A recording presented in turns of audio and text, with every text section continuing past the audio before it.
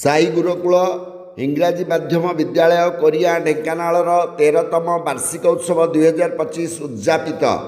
Dhenkanal Korea ता 3/2/2025 लिख साई गुरुकुल इंग्राजी माध्यम विद्यालय कोरिया ढेंकानाल 13तम वार्षिक उत्सव 2025 विद्यालय चेयरमैन विजय कुमार महापात्र अध्यक्षतार विद्यालय भाइस चेयरमैन संयोजक कृष्णचंद्र घड़ाई सफल संयोजन विद्यालय परिसर में थिबा निजस्व सभामंच अपराह्न उद्यापित हो जाइछि।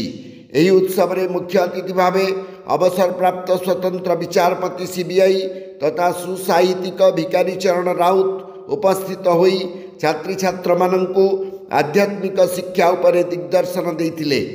केवल बड़ मनीष न होई भल मनीष हेबाकू से सुपरामर्श प्रदान करथिले।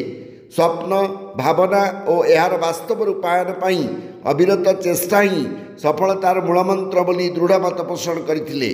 मुख्य वक्ता भाव उपस्थित होई विशिष्ट शिक्षाविद तथा जातीय शिशु विज्ञान कांग्रेस राज्य पुरस्कार प्राप्त ढेंकानाल जिला संयोजक डॉक्टर देवी प्रसाद मिश्र शिक्षा क्षेत्र में मूल्यबोध शिक्षा आजिर प्रमुख आवश्यकता बोली दृढ़ोक्ति प्रकाश करथिले। छात्री छात्र मानकु मनीष परि मनीष हेबापई से सुपरामर्श देइथिले। कठिन परिश्रमर कौनसी विकल्प नहीं, तेणु पितामाता स्वप्न को साकार करने को हेले नियमित कठिन परिश्रम करी निजर परिवारर और विद्यालयर नाम रखिबाकू से सुपरामर्श देइथिले। अन्यतम सम्मानित अतिथि भाव उपस्थित होई विशिष्ट परिवेशविद उपेन्द्र कुमार राउत परिवेश को रक्षा करने औषधीय चारा रोपण करने सुपरामर्श देइथिले। अन्यतम सम्मानित अतिथि भाव विद्यालय उपदेष्टा उमा प्रसाद पट्टनायक और रश्मिता महापात्र प्रमुख उपस्थित होई विद्यालय अतीत और वर्तमान गारिमा को वर्णना करथिले। विद्यालय रे नैतिक शिक्षा जरूरी बोली स्वीय अभिभाषण रे उभय मत व्यक्त करने संगे संगे कठिन परिश्रम करी जीवन में सफलता लाभ करने को छात्री छात्र मानक दृढ़ आह्वान जणाइथिले। विद्यालय भाइस चेयरमैन संयोजक कृष्णचंद्र घड़ाई मंच परिचालना अतिथि परिचय प्रदान करिथिबा बेले विद्यालय चेयरमैन विजय कुमार महापात्र स्वागत भाषण प्रदान करने संगे संगे विद्यालय सामग्रिक सफलता और अभाव असुविधा संपर्क में उभय सविशेष सूचना प्रदान करने को जाई साई गुरुकुल अनुष्ठान को सर्वश्रेष्ठ अनुष्ठान में परिणत करने को समस्ते आगे आसवाक दृढ़ आह्वान जणाइथिले। विद्यालय अध्यक्ष विद्यालय वार्षिक विवरणी उपस्थापन करथिले। समस्त मंचासीन अतिथिवृंद को उत्तरीय और पुष्पगुच्छ दे संबर्धित करा जाइथिला।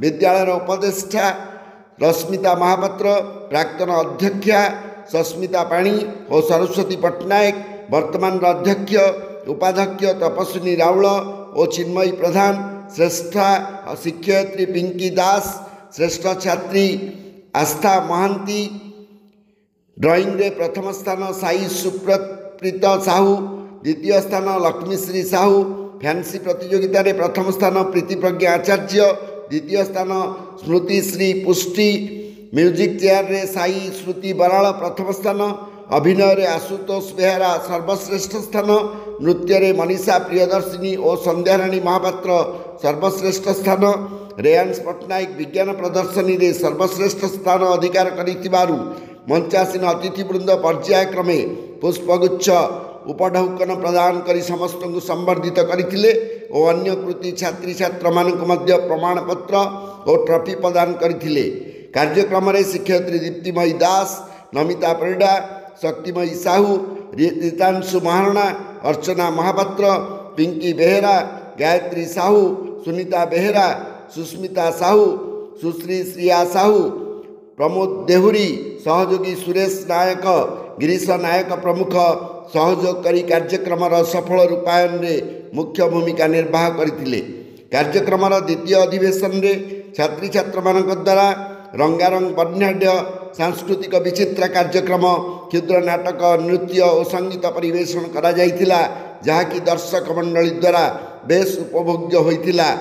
ପ୍ରାରମ୍ଭରେ ମଞ୍ଚାସୀନ ଅତିଥିମାନଙ୍କ ଦ୍ୱାରା ଜଗନ୍ନାଥଙ୍କ ପ୍ରତିକୃତିରେ ପୁଷ୍ପ ଧୂପ ଅର୍ପଣ, ପ୍ରଦୀପ ପ୍ରଜ୍ୱଳନ, ଶିକ୍ଷୟିତ୍ରୀ ସୁମିତ୍ରା ସାହୁଙ୍କ ଦ୍ୱାରା ଶ୍ଲୋକାବୃତ୍ତି, ଗୁରୁମା ଗୁରୁଜୀମାନଙ୍କ ମାର୍ଗଦର୍ଶନ ତଥା ନେତୃତ୍ୱରେ ବିଦ୍ୟାଳୟର ଛାତ୍ରୀଛାତ୍ରମାନଙ୍କ ଦ୍ୱାରା ସାମୂହିକ ମଙ୍ଗଳାଚରଣ ଗାନ, ବେଦପାଠ, ଦଳଗତ ଉଦ୍ଘାଟନୀ ସଙ୍ଗୀତ, ପରିଶେଷରେ ଦଳଗତ ଉଦ୍ଯାପନୀ ସଙ୍ଗୀତ ଓ ଶାନ୍ତି ପାଠ କରାଯାଇଥିଲା। ଏହି କାର୍ଯ୍ୟକ୍ରମରେ ସହସ୍ରାଧିକ ଜନସାଧାରଣ ଉପସ୍ଥିତ ହୋଇଥିଲେ। ସଭାର ସଭାପତି ତଥା ବିଦ୍ୟାଳୟର ଚେୟାରମ୍ୟାନ୍ ବିଜୟ କୁମାର ମହାପାତ୍ର ଧନ୍ୟବାଦ ଅର୍ପଣ କରିଥିଲେ। ଡାକ୍ତର ଦେବୀପ୍ରସାଦ ମିଶ୍ର ବରିଷ୍ଠ ଶିକ୍ଷାବିତ୍, ବରିଷ୍ଠ ନାଗରିକ, ସୁସାହିତ୍ୟିକ, ସାମାଜିକ କର୍ମୀ ତଥା ଭ୍ରାମ୍ୟମାଣ ଅବୈତନିକ ସମ୍ବାଦଦାତା, ଢେଙ୍କାନାଳ।